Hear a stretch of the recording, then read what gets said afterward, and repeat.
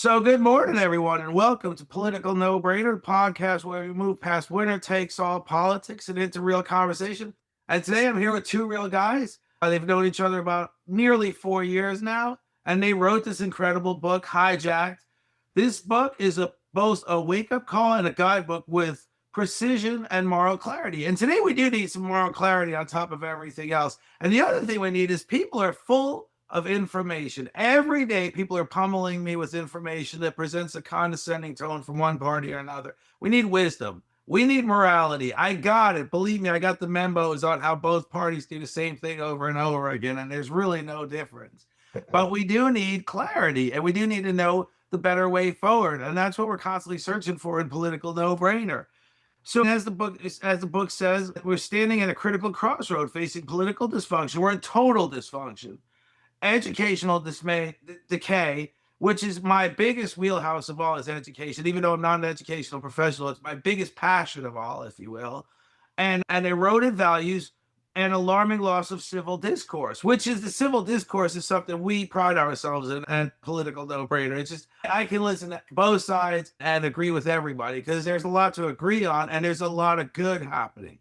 So jump in, Kevin and Peter. Tell your story like you just told me. You met together, you realized you clicked as friends, and you decided to take on this enormous project, and you really accomplished a great thing when you did it. The start of the whole thing, as I stated to you earlier, is that we met at a luncheon at a club that we're both members of. We didn't know each other. Peter walked in and sat down at the table next to me. And as I was telling Jeff, the process, it's always nice to work with someone that's smarter than you. And I recognized very rapidly that Peter is smarter than me. But we both had a passion for the state of our political situation in our country and how it got there. What are the ingredients to it?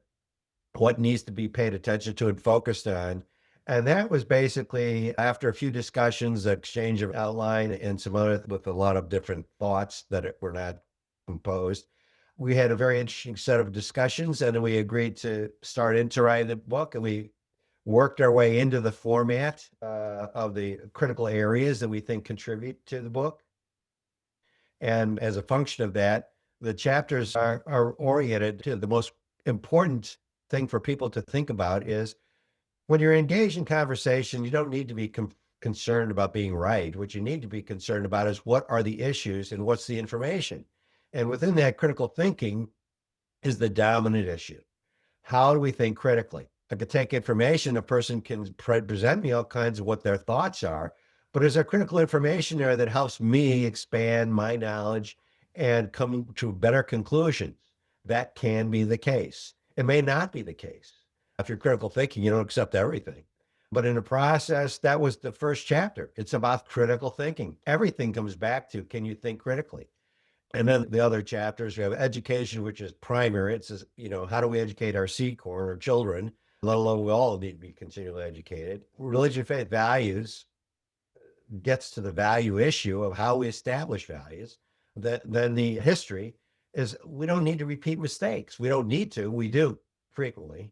And then you have with those pieces of information, you now have the fundamentals to go into political systems and economic systems, and then understand the integration of how they function together, et cetera. So that was the bottom line overview of what we did and how we got there. Yeah, Jeff, we concluded very quickly, over a few hours of conversation, that people can't even communicate today.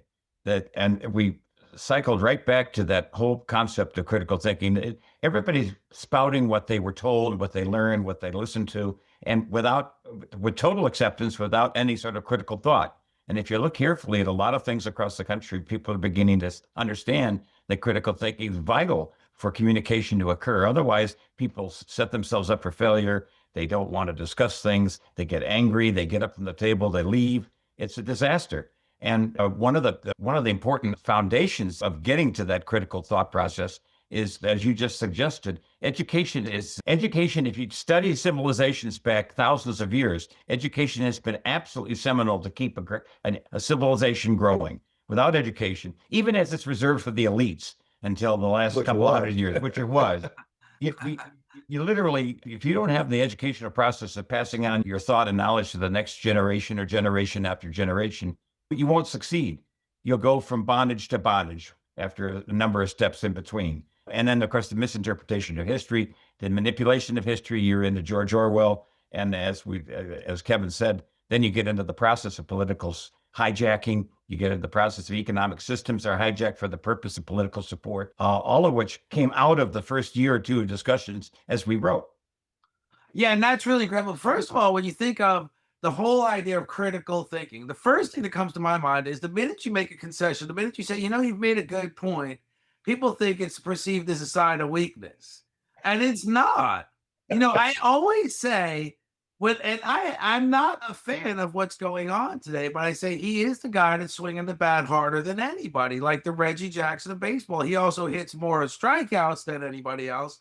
But the fact of the matter is, he is the guy that's trying a lot of different things. And when I even give him that little bit of credit, which is obvious, it's there, it's plain to see that Democrats just want to run me out the back door of the room. You're just, and then when I say, something like Andrea Ocasio-Cortez, who I never use the acronym because I always wonder if it's another obnoxious child for the acronym, not her.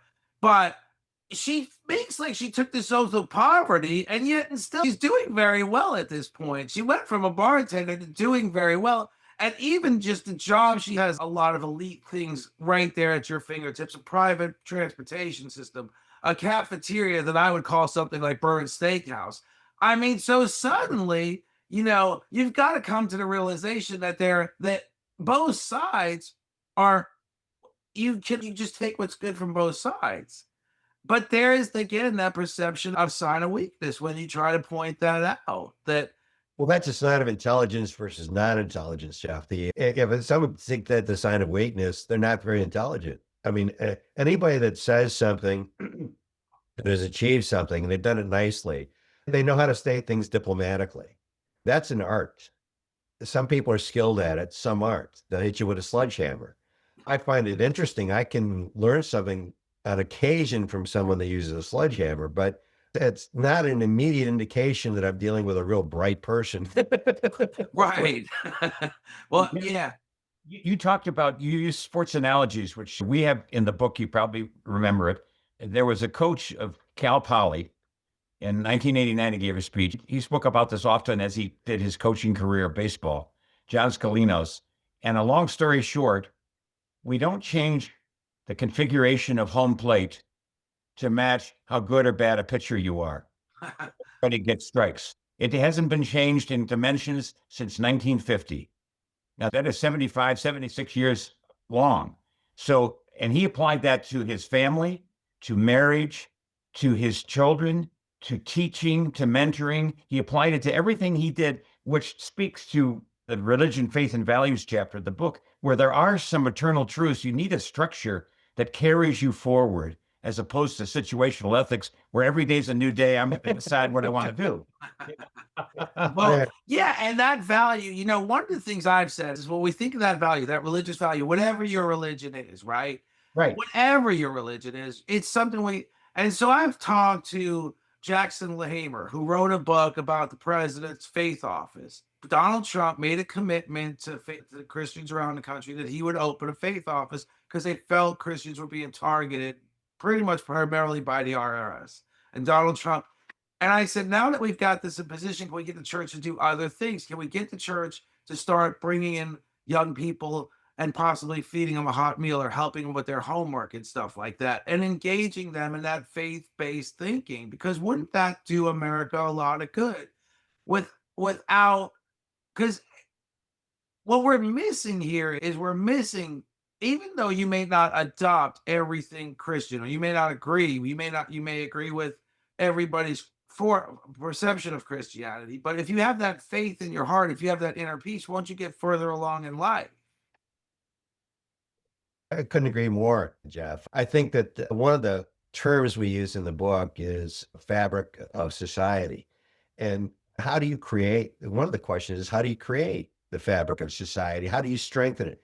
It is a term that refers to the fact that society living in one nation under whatever political structure has been created, is it enhancing? Is the population at large becoming more and more cohesive because there's a cooperative process, there's an appreciation for the fellow man? Or is it getting weaker because everybody's in self-interest? I understand, how do I manipulate the game? How do I cheat at this, cheat at that? But that's okay because I come out a winner. The fabric of society is doing one of two things because it's dynamic. It's either strengthening or it's weakening. It's not remaining static. And so what is a critical ingredient for taking the fabric of society and helping it strengthen? Well, in my opinion, the term the fabric of society is great because it is the exercise of one's value system that allows the strengthening to occur. And if we don't have something as an anchor, a value system, what are we doing? Well, I look at it in the terminology. You've got religious and that process. We say religion, faith, and values. The bottom line is, what does religion and faith do? They work towards a value system.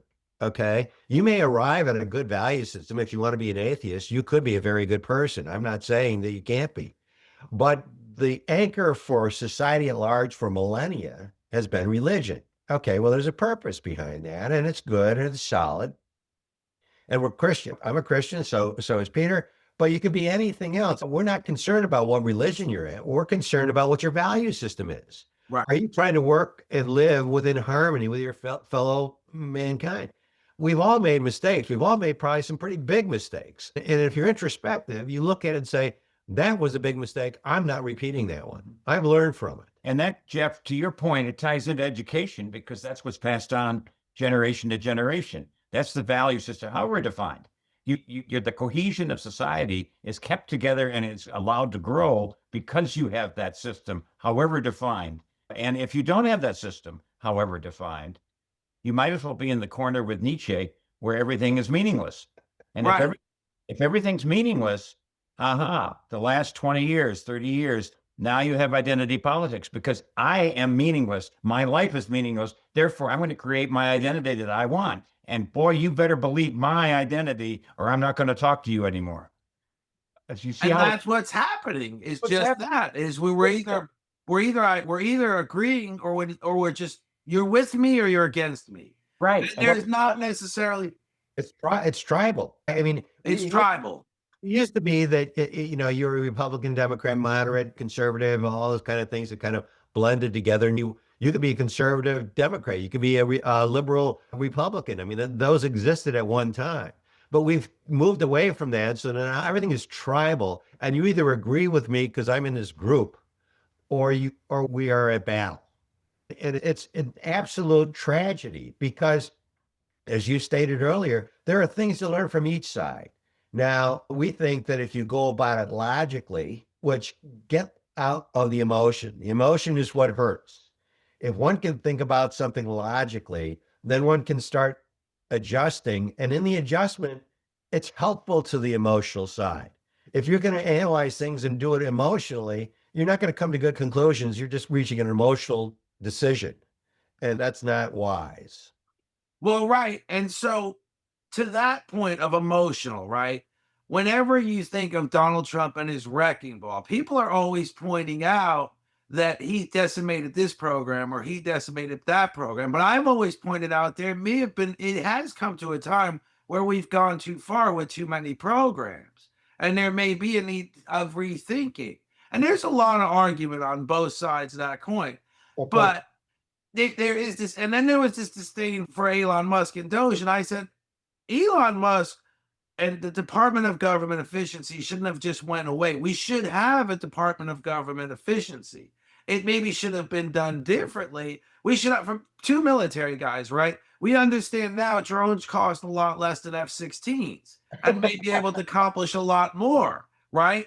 But then you have this political system where if you tell a certain contractor that's in Mississippi, we no longer need your F-16, some congressman's going to go, I need that donation money. Keep that contract going forever and don't replace it with $3,000 drones. I think you hit on one of the biggest points that exist in the problem of government today. They put in place a policy that's supposed to be temporary. Have you ever seen a temporary government policy? And then they put in this cement. They said, well, we're going to divvy this out to all these different districts. So they all buy into it.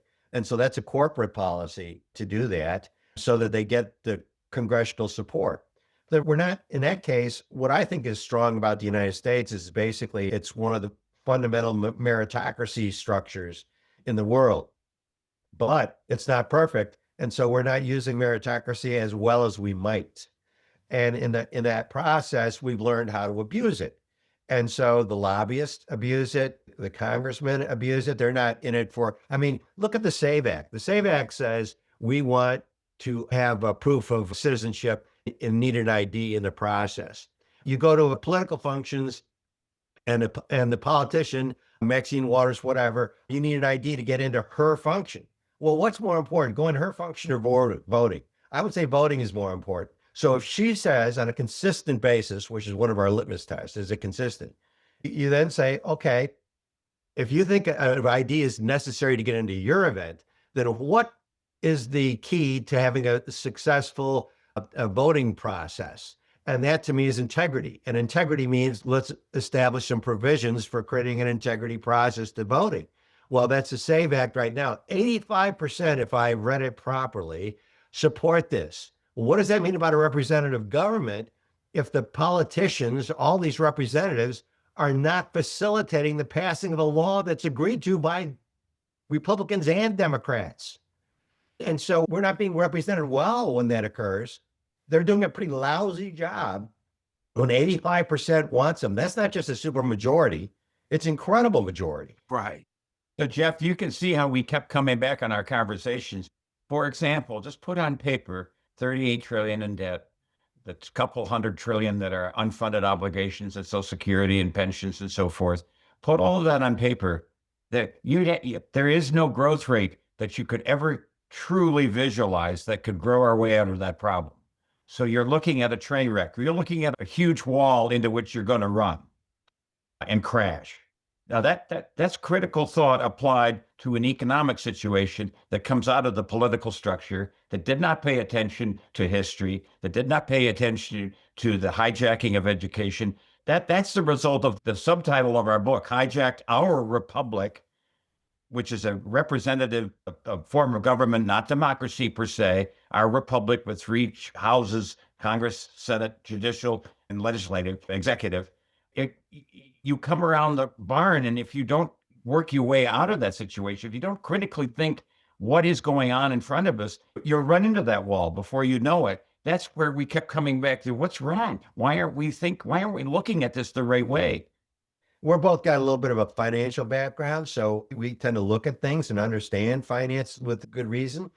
And so we say, well, what does it pass certain tests? And as Peter said, financially, it doesn't pass certain tests. Now that gets back to what we just said earlier than that was, is it sustainable?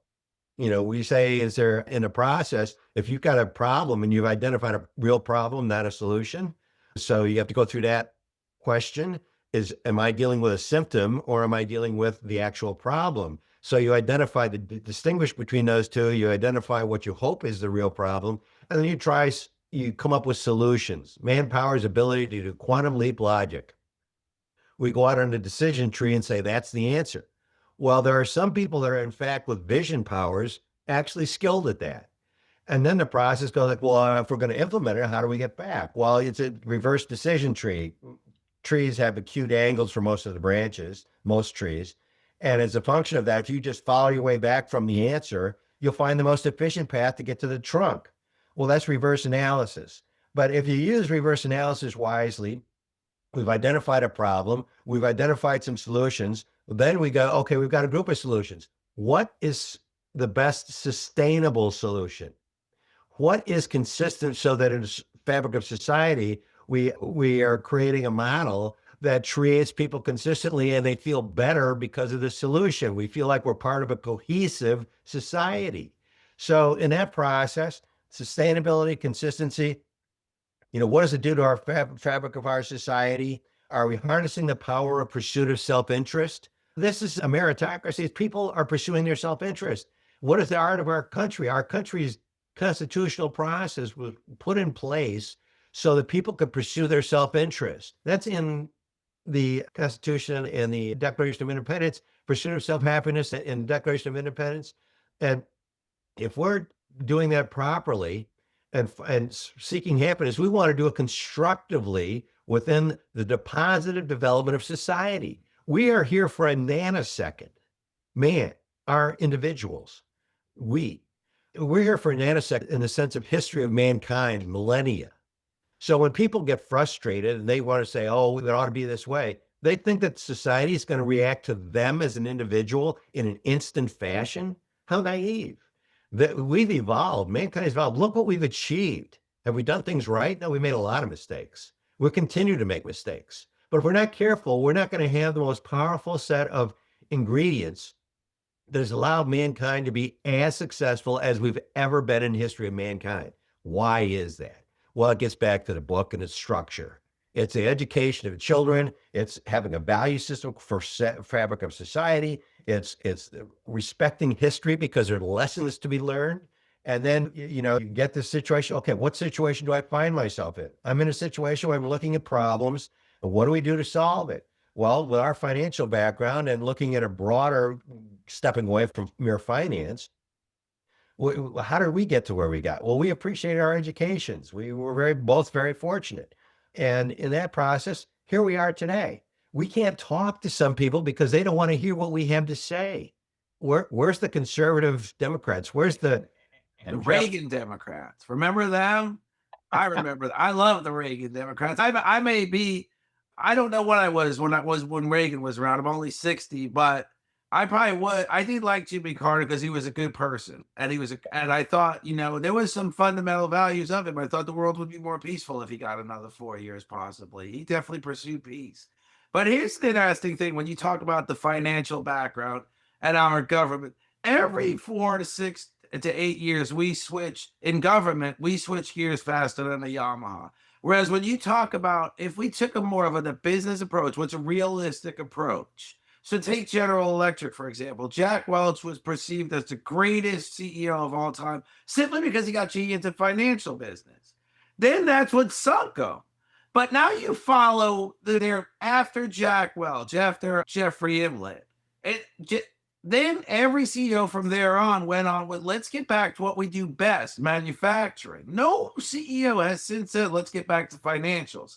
And if you look at their stock that was at $20, it's at about $360 because they decided we needed to, in government. Imagine what happens next. Gavin Newsom becomes president with Vice President Andrea Ocasio-Cortez. And they go, we need to bring back everything Donald Trump demolition and double down on it. Now it's going to shock the markets. And really, again, I'm not a fan of the wrecking ball effect, but there's so many examples of how government screws the pooch on a daily basis. And it's like when you said, have you ever seen a temporary government program? For example, when Obama was president, there was a thing in the government called the tax extenders. It was a series of temporary tax abatements. And Mitt Romney wrote this eloquent letter and rallied up other senators that corporate America is arguing if they're only temporary, they can't plan long term. So they made all these giant tax loopholes permanent. And Obama signed off on it. So now you got more giant tax loopholes, and you've got an enormous decrease in revenue coming into Washington. So again, we probably don't need to raise taxes dramatically, but somewhere along the way, government needs to become more efficient. And if you use the acronym DOGE, cash flow, there's sources and uses. And so there's like, well, we need more sources. No, folks, I'm sorry. You've had more and more sources for a long time because the tax revenue has actually been increasing quite nicely. What they haven't dealt with is the uses. And you used the term wisdom a few minutes ago. And just look at your laptop, look at your computer. There's no wisdom in there. There's a lot of knowledge. Oh, yeah. Claudine, Grok, all of those search engines, AI, they compilate the compilation of knowledge of the human condition for thousands of years. It's all there, but there's very little wisdom. And that's part of the problem. That's why we say, unless we can save the republic, we've got to think critically with a dose and more, I would argue that more than a dose of wisdom to really begin to accept the reality of what we're looking at and how to constructively get back to what set us apart. If you look at the first paragraph of the Declaration of Independence, it talks about natural laws. It uses that term. That's way beyond momentary day-to-day thought process. Natural laws for eternity was part of the foundation of why they declared independence from the greatest monarchy, the largest monarchy the world had ever seen. When you think about the internet itself, basically, when we talk about hijacked or hoodwinked, the internet was hoodwinked by everybody that wants to manipulate the way things go. And just like you said, now there's AI, and it's definitely better than just your single internet search. Sure, it scrolls 100 different internet searches. It comes to a compilation of answers and stuff. But the fact of the matter is, we need, through education, to teach children how to be critical thinkers, not just mimic what they hear from their favorite friend. Not only talking mimic, one of the biggest dangers is indoctrination. Indoctrination is the opposite of education. There's no learning, there's no application. Indoctrination says, I teach you something, spit it back. That's it. Don't think, spit it back. Well, if we're going to achieve anything, if we're going to find and improve and strengthen our social fabric, we need to all be critical thinkers. And the fundamental of critical thinking is that you have to question everything. I don't care what is said, who is said. I think the best example is a recent one by Fauci. He said, follow the science. Well, the nature of science is you never prove something is correct. You prove something is not incorrect to date, up to this point in time, because there could be something else that alters it. Einstein took, theory of relativity, but there have been previous brilliant people that had taken physics and established theories prior to him. He took it to a new level and basically disproved some things, but they've been accepted for a century or more.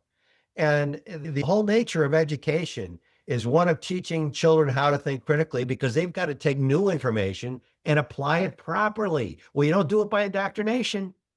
As opposed to teaching to the test, as opposed to teaching to a subject matter that might take me 8 weeks to learn, and Jeff, it would take you 2 weeks to learn. Well, we're one of us is screwed in that process. One of us bored for 6 weeks. One of us needs that 6 weeks to catch up.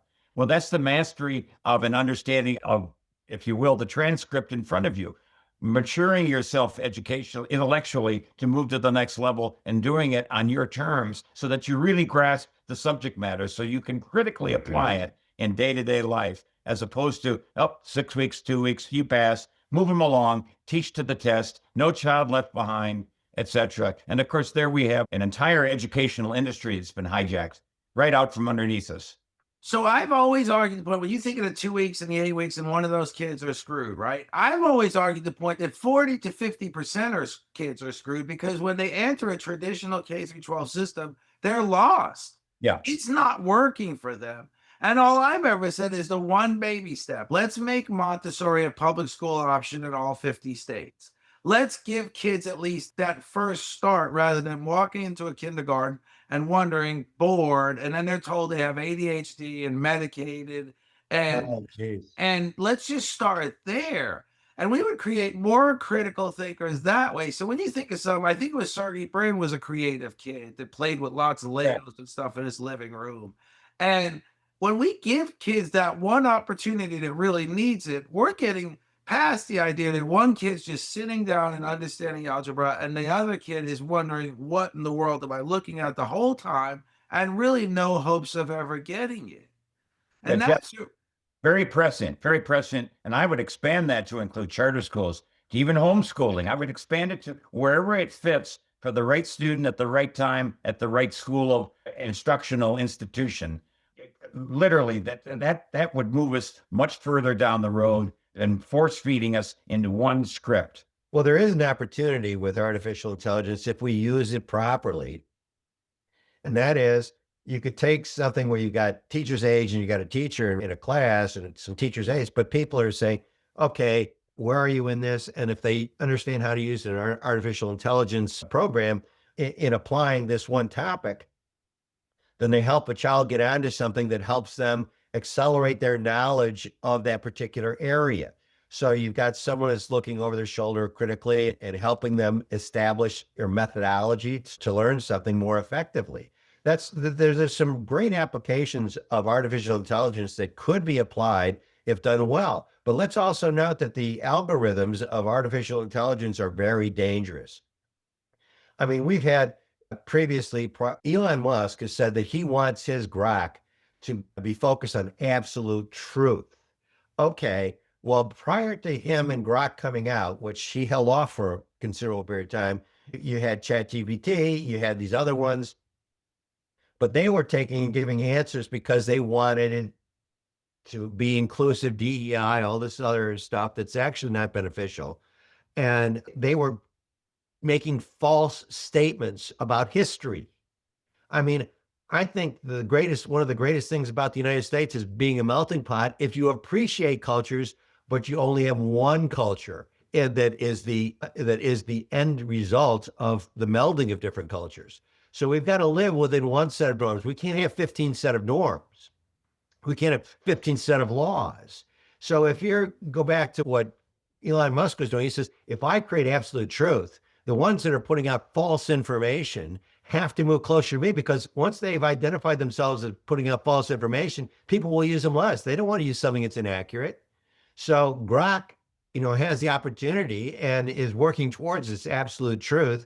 And there's some other good models, but they're modifying their algorithms because they can't do it. As an example, they had the Vikings. Well, that was Scandinavian, and there wasn't any melting pot going on there. It's pretty homogenous. So when you picture a black man as a Viking in an answer from artificial intelligence, it's just wrong. It's not historically correct. There's a lot of different things that every culture has to offer.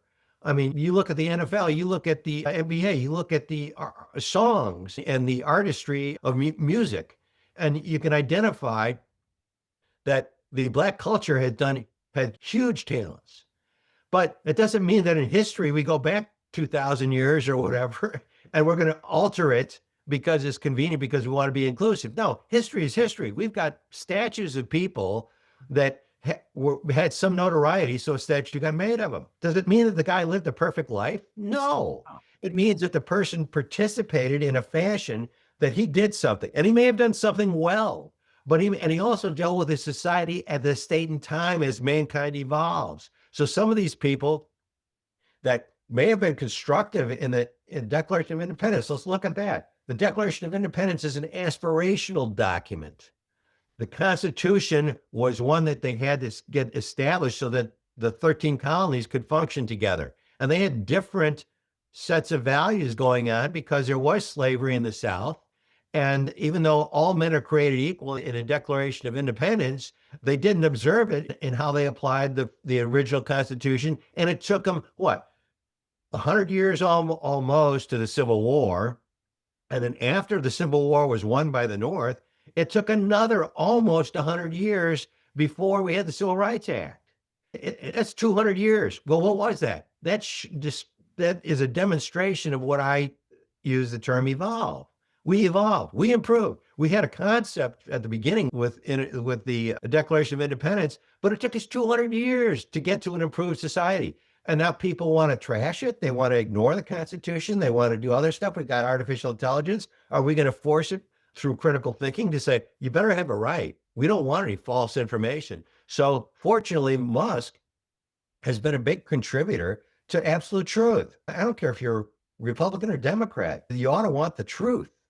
And that's something that's really interesting to me, because everything you just pointed out has another sort of really underlies another sort of sense of mission I have, that we utilize things like AI and the internet, and we create online life skills and true experiences and give kids the opportunity to, rather than play video games, spend time on these courses and this research and come to conclusions, and then meet in groups like you two met and discuss them. And then we really would be creating. And one of the things that I think should be online and accessible to kids at a young age is financial planning. Teach kids about financial planning. Warren Buffett says, and I love this, that he says that the worst investment you can make as a young person is buy a home. And I actually remember when me and my wife decided we got together. We didn't get together young, so it's not good to say a young person. We got together, I was already nearly 35. First thing we did was buy a home. At simultaneously as we bought this house, Google came out with their IPO. And I said, we should buy Google IPO and just rent a house for another year to see how it goes. We're not going to lose. And if we pay some fees and we buy the house a year later, and then it was 20, and I'm fine. I love my life. I'm fine with my share in the bounty. I love my house. My kids love the house. We love the area. But the truth is, if I ever had really that sort of lesson in my life through the internet or some book, and that piece I found 20 years after we bought the house, I heard it in another one of his. He does those sessions with all his shareholders, what they call it, Right. the Woodstock of shareholders or something. Annual shareholder meeting. And you shit. And that's why I heard it there. But these are all his chief stock buyer is Todd Combs, who turned $70,000 into $260 million. Let's learn about him.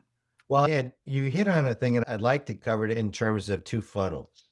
When we're young, you got the funnel pointing with a narrow point pointing down. As you get older and you're selfish in that period of time when you're first born, people help you, you're dependent, you become less and less dependent, etc. You get more and more educated, you have more and more opportunities. So the funnel's widening out until you reach the point where now you're going to be independent and go on. Now you need to be a little bit selfish for your development purposes. If you understand how critical it is to develop, then you've got to give yourself some time. And so before you take on responsibilities, etc., it's good to develop yourself fully. But then from that point forward, you're going to find in a career basis and in your economic terms, you're going to take the funnel, turn it on top of the other funnel. And so now it goes and starts narrowing, and it gets until you get to the point where you're really focused and everything else. Okay, so we've got this funnels analogy of what we're doing in life. But to your point about saying if we waited a year for Google and we made an investment in Google, as opposed to taking on the mortgage and all the other stuff and making the house what you want to, which is very expensive to put everything in place. People don't realize that when they're young, they can take more risk. That's a financial term, and that's what you're talking about. If you're young and you take risk at a young age, you can afford to make a mistake and you can make up. It's not huge amounts of money you're dealing with, but as you get older and you start putting money away, and you get older, you're a little bit more worried about risk. But if you're younger and you take risks, you may find out you've got a talent that needed to be expanded upon. And now you may have made some investments. Getting the compounding working for you to deal with your entire future life is a very important issue within financial planning. And you couldn't have been more correct to saying to kids, well, how many courses do we take that we look back on and say are useless to us? Whereas both of us are CFPs, and we at College of Financial Planning, certified financial planners, we understand these issues, and we haven't dealt with them in this book. We've actually gotten away from that process to give a bigger overview. But what you hit on is a critical one for people taking control of their own lives, because your life could be hijacked because of stupidity. Why? Because you weren't taught the proper things. So one of the critical things is financial planning. You're exactly right. I just think, like, you read a book like Rich Dad, Poor Dad, Robert Kiyosaki. It's so vague, but it gives you so much enthusiasm, and it's a great lesson, but it's just so vague. It's so widespread. Learn about insurance, learn about borrowing, learn about buying. I bought this piece of land. I used 3 acres. I rented the other 17 acres. That rent paid for the 3 acres. But it leaves out a lot of detail. Now imagine if we started, this is my thing. We started, like when I talked to Jackson Lamer, he said, churches are the most underused real estate in America. We started a Monday morning. They don't have a mass on. Then nothing's going on Monday. We gather these kids together. We give a plated meal with real plates, real forks, real knives, real glassware. And then we talk about this book. Read this book and let's discuss it. And then we dig into it. Research one section of this book. What about borrowing money to buy real estate? And we talk about that in a group session. And it's over and above education, because I've made the point they're never going to reform the K through 12 education system. And the point's been thrown right back at me. The teachers union is the most powerful union in the world. So nothing's going to change, right? Okay. Let me interrupt you there. When I took tests, if it said never or always, it was usually wrong. Eventually, in an evolutionary side, something will change. Absolutely. And I think education is in the process of changing. Why? Because it's failing. And as it fails, it has to be changed. So that's where I would take a little bit of umbrage with what you just said. That I say you can't fight it. You do everything you can, but you work towards an improvement. And the improvement says you exist, but I want other choices. I want charter schools. I want homeschooling. I want all the different forms that we have, whether it's Montessori or whatever, because what you're doing in controlling this with your union and what's her name that's in charge of it, she's just terrible. I know. Man. They have failed our children, and it's all about them in teaching. And there's some great teachers, outstanding teachers, but they're not being given the best environment. They're not given the support they need. And what we want is outstanding teachers with the proper support, utilizing the developing technologies. AI is developing, so it's going to play a role. And eventually, the teacher union as it exists today is going to find it's in a different form. Jeff, when my kids were in high school, they asked me to give a speech to the juniors and seniors. And I said, so you think, this is all 25 years ago, so you think $50,000 is a lot of money? Question mark. And I walk them through over 30 minutes where that goes in a house budget. And their eyes bulge. And 50 became zero very fast. Today it'd be 100, 150, whatever the proper number. But that's the financial literacy that's not being used in a classroom. And we need that. We really do need that.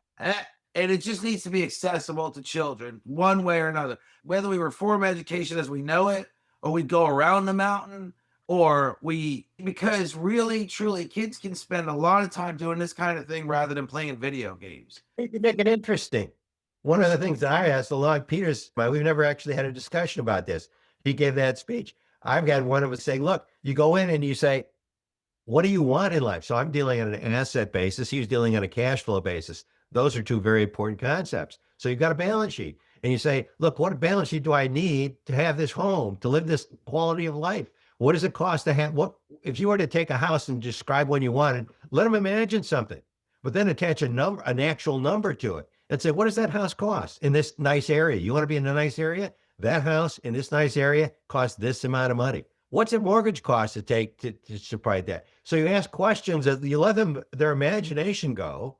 You let them say what they want. Okay, great. I'm not painting this picture. You're painting this picture. Now, how do we take this picture and deal with economic reality? And that's an incredible thing. When I remember when President Bush W, I think W is the younger Bush, talked about how we're at the highest levels of home ownership ever. And I remember certain advertisements that showed a picture of this beautiful home, $800 a month. And my son said, Dad, look at this. And we were here. And I said, yeah, that's principal and interest. But there's still tax and insurance. And then as the house gets bigger, the electric bill gets bigger. And then my guess is that houses in a homeowners association, who knows what their aspirations are and what their fees are going to go to in the course of the first 3 years you get there. I keep a spreadsheet based around these things. I know what I've spent in every area for the last 20 years. It's on a computer. And I got it told. I got by percentage. I got everything else. I'm not suffering as much stress as I would suffer if I didn't know those numbers, because I want to know that I've got enough money to take care of different things. And we live a nice life.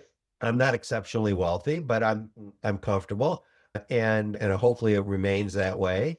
But knowing what your cash flows is, which is what Peter was referring to in his explanation to the kids, is incredibly important. But it's understanding what the balance sheet can do for that cash flow is also very important. So cash flows, profit income statements, statement of cash flows, and the balance sheet stuff, assets and liabilities.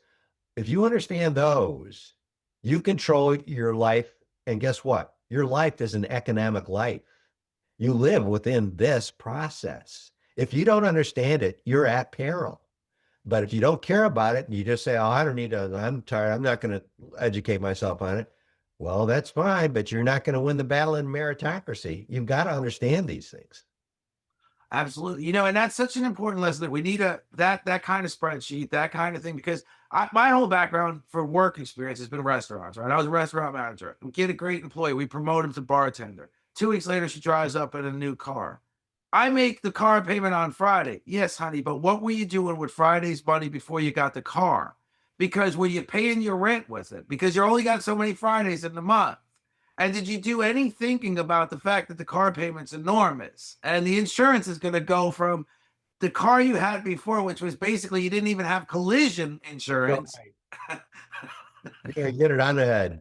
You hit it on the head. It's like, and you know what? And I'm not saying this to be condescending, but generally the car turns into a repo. They start getting down on life in and of itself because, like you said, it's an economic life. They feel like they've been duped. Yeah, and people feel down like, they weren't treated right. Now, wait a second. Have you taken advantage of the opportunities? Have you ever seen in history any nation that has achieved the success and economic distribution that the United States has achieved? It hasn't happened. This is the most successful nation in the history of mankind. Now, are we making mistakes? Yeah, what Peter talked about, the national debt is just phenomenal. If we don't start getting the uses under control, which is what you're talking to here about with children, etc., the sources thing is nice. So she got a source. She got an increase in the process. I'm going to buy myself a car. Did you think through it? No, you didn't. No. You want in the long term. Maybe I ought to make some investments and grow up. Maybe I ought to use a more conservative car so I get myself established so I can be more and more comfortable, but I'm going to let the money compound for me rather than for the people that I'm paying the interest to. And I always tell them with these kind of courses, just say we put me, you, Peter, Kevin, Jeff, Coach Drippy, whatever, put together these kind of courses. I always tell my wife, you talk to the kids, you make so much sense. I say, you never think they're listening. They never listen, but they're always listening. Kids learn a lot from adults that are willing to give them time of day. They learn a lot. It doesn't mean that when they leave the lesson of Pete and Kevin, they're not going to go out 2 weeks from now and buy a car. But it does mean if they make that mistake, just like we said, at a young age, you can always come back from a 90% loss. As you get older, it's a little more difficult to come back from until you run out of time.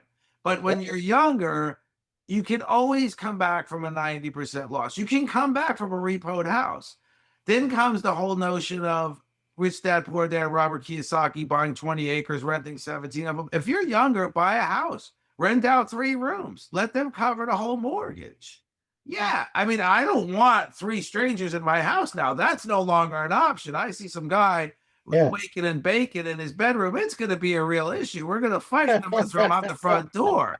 But when you're younger, it's an option. And you have this, and just like you said about the America, the system, the economy, this vigorous economy, whether it has gyrations or not, whether we in literal recession, there is so much opportunity. Generally speaking, recession and depression, we create new billionaires in America every time because there's so much opportunity. And young people can really learn to seize that opportunity, granted on a smaller scale.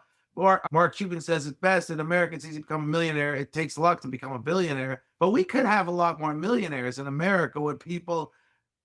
If you guys wrote a book like Robert Kiyosaki wrote, but be more specific than he was, I think it would be a great way for you guys to do your next book. Because we've talked about it. I don't know whether it'll happen or not because we're both 75. But I would like to add one issue. In all this process, we've covered a lot of good topics and presentation on the stuff between your very excellent questions. And there's one thing that we haven't talked about, and that's leadership skills. So I'd just like to mention them.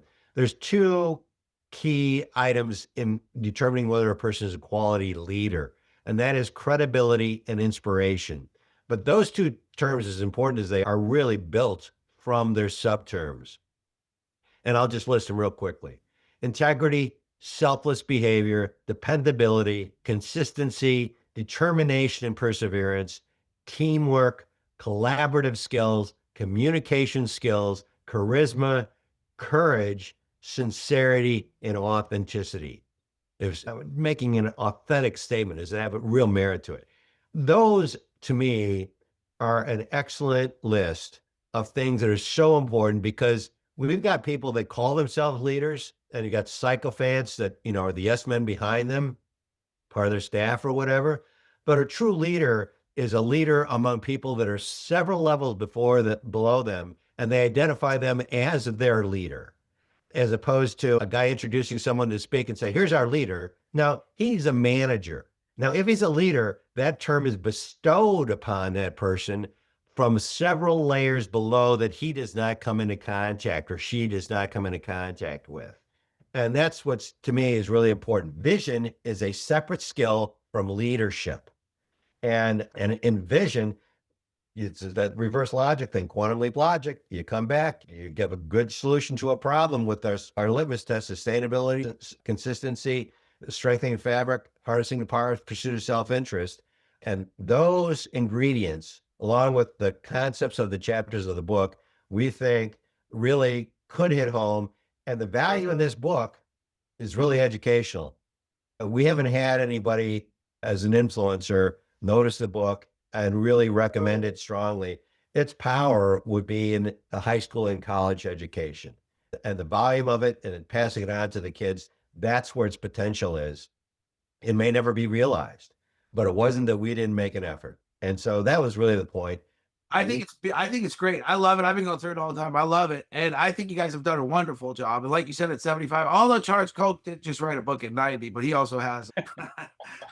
And it was actually a good book. It was actually really, what was that one? From the Bottom Up, I think. That was a good one too. But I think you guys have done an incredible job. And I love the book. Do you want to wrap it up with talking about how you can? I know it's available on Amazon, Peter. It's available. You can go to Hijacked Our Republic, which is the webpage of our press company. You can go to Amazon and put in Hijacked Our Republic. It's available as of next week. It's available on audio. It's always available on Kindle, softback and hardback, your choices. We've spoken in front of several hundred people on various occasions. There it is, Hijacked. It's beautiful. I love it. I'm going to get it on audio too, because I got a lot of books I got to go through. So on audio, I'm on the road all the time. So it should be good. We selected a guy to read it professionally, and he did it. And our observation doing a spot check, they did a very nice job. So we hope it turns out well. So I have it on. Well, I should add one point, and that is that in the book, if you get the book, there is 109 pages of the chapters. But after that, there's appendices. The appendices apply to individual chapters, so they're numbered by chapter 1, 2, 4, 5, 6. But they're lettered as a something. It's appendices 1A, B, C for chapter 1.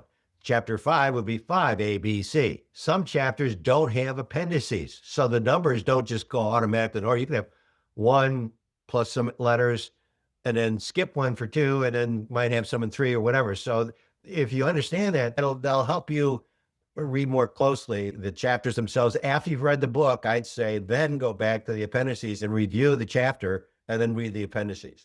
I'm going to do just that because I'm fascinated with the book. I loved it. So I'm going to do just that. Just like I didn't know that, actually. I didn't realize that. So yeah. I haven't gotten through the whole book, but I was. Jeff, our source of it was really Thomas Paine, to kind of close the loop on it all. Thomas Paine, 1775, he wrote 4 different pamphlets that he compiled in 47 pages into Common Sense, the book called Common Sense. And that really propelled us into this, what is wrong today? What did he have in 1775 that we could create today and pay homage and reference back to what he did? He had 500,000 out of population of 2.3 million, he had 500,000 books sold. And he had certainly in boarding houses and so forth up and down the 13 colonies, hundreds of thousands read it, posted on walls.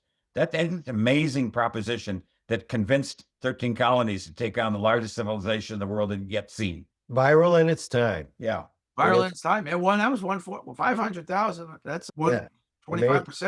25% of the people read it. Yeah. That's huge. We don't get anything out there that get 25. Other than, what is it? Apple iPhones have 4 billion users playing on them 5 hours a day now. That's probably 20. Yeah, right. So, wow, that's huge. And like I said, just circling right back to my initial comment, people are looking for wisdom. They're not just necessarily looking for technical answers anymore. We've got the AI is producing all sorts of technical answers. And Fabric of society. Yeah. Wisdom, fabric of society. Wisdom is the fabric of society. And that's what we're searching for on Political No-Brainers. I'm not looking to debate you on every policy. I'm looking for, let's be positive on some things. Let's just take the big perspective, say that stuff and say, does this meet the big perspective? If it does, you're wasting your time. right. You know, where are we going? Well, we are in we're at 120% of our GDP to debt, and it's climbing. And so something needs to change, because just like you said, we can't keep going like this. We cannot. Over 90%, you get in trouble. You could take it up to 90%. Above 90%, you've got big problems. We've got big problems now. 120% is way off the charts. Yeah, we're addressing it. We're going the wrong way. It's And the only reason we can sustain 120%, but we can't go much past that, is because we have such a vibrant economy. So yeah, we're okay. But when we're talking about the numbers we're talking about in the next 10 years, it's going to be significantly more than 120%. And that will not be sustainable. Your car does not run with sand thrown in the gas tank. And that's exactly what's happening to our economy. Absolutely, yeah. We're just like you said, we're that's a great, again, wisdom. Another great way to look at it is we're driving the family car in a ditch every day right now. Very true. You're right. You're right. So thank you, Jeff. Thank you, Kevin. Thank you, Peter. This has been incredible. Thank you for taking the time. I'm so glad we got to have this conversation. This will be out, and I'll email you guys when it comes out. Yeah, we love it. We'd like to put it on our website. I'm supposed to get these things out. I've been overwhelmed with some different things, but eventually I will get the podcasts on our website, and they've all been the 3 or 4 that we've done right now have been really great. There's some great hosts like yourself, and they've been very stimulating and fun for us to do. Exactly. It gets out the word. That's beautiful. I'm excited to do it again, guys. I'll stay in touch. Thank you, Peter. Thank you. Talk to you soon. Jeff, thank you so much. Have a great day.